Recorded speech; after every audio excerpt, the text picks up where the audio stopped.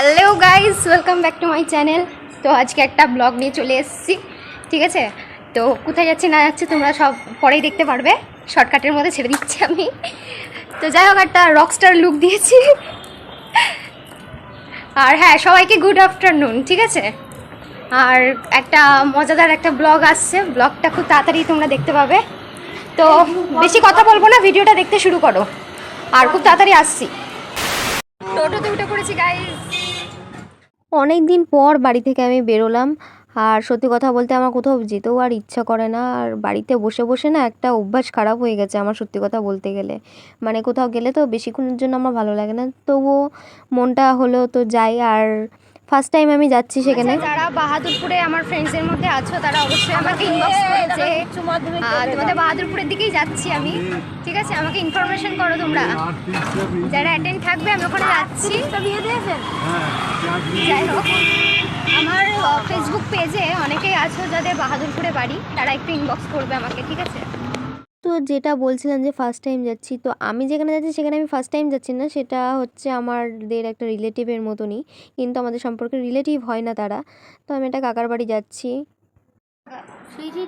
এই দেখো গাইস, এই যে ছোট্ট ফুচকুটার আজকে মুখে ভাত তো নাকি প্রসাদ খাওয়ানো, প্রসাদ খাওয়ানো। নাম কি ওর? নাম কি? দীপ। আচ্ছা, ঠিক আছে। তো কাকা বলতে আমার বাবার বন্ধু হয়, কিন্তু বন্ধু বললেই হয় না, আমাদের অনেকটাই আপন আমাদের কাছে।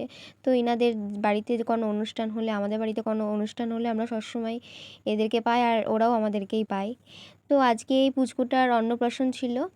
তো এটা হচ্ছে কাকার যে ভাই হয়, ওটাও আমার কাকাই হয়। তো ভাইয়ের ছেলে, মানে ওই ছোটো কাকার ছেলে হয়েছে, তো ছেলের প্রসাদ ছিল। তো সেটার জন্য নেমন্তন্ন করেছিল, তো গেলাম আমরা। তারপরে এই যে চলে এসেছি, এটা হচ্ছে জামালপুর। আর বন্ধুরা, আমি প্রথম জামালপুরে আসছি। জামালপুর যাবো তো করি, কিন্তু যাওয়াই হয় না। তো এই দেখো, আমি পুজো দেওয়ার জন্য কিনে নিয়েছি। তো আমি এবার পুজো দিতে যাব। তো গ্যাস লাইট আর ডেশ লাইটটাই মিসিং ছিল, তো এইদিকে ওইদিকে একটু খোঁজ করছিলাম, তো পেলাম না। তো একটা আন্টির কাছ থেকে পেয়ে গেলাম, তো ধূপকাঠিটা জ্বালাতে হবে।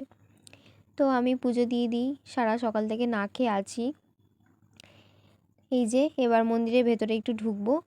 তো যারা যারা জামালপুরে এসছো আমাকে অবশ্যই কমেন্ট করো। আমি তো প্রথম আসলাম, আমার বেশ ভালোই লাগলো, কিন্তু গরমে আমি নাজেহাল হয়ে গেছিলাম, ভাবছিলাম যে কখন কৃষ্ণনগরে যাব। যাই হোক, পুজোটা তো দেওয়া হলো।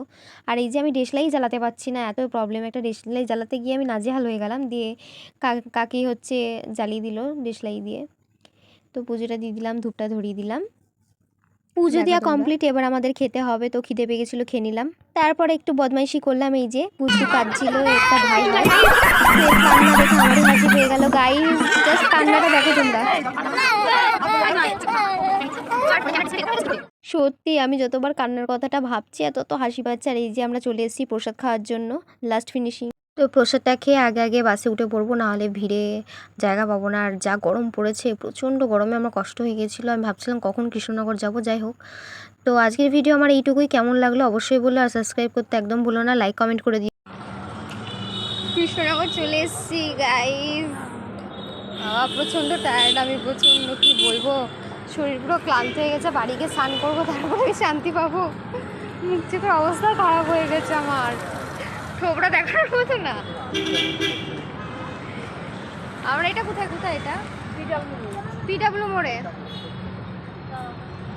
নেক্সট ভিডিও নিয়ে আসছি, বাই বাই।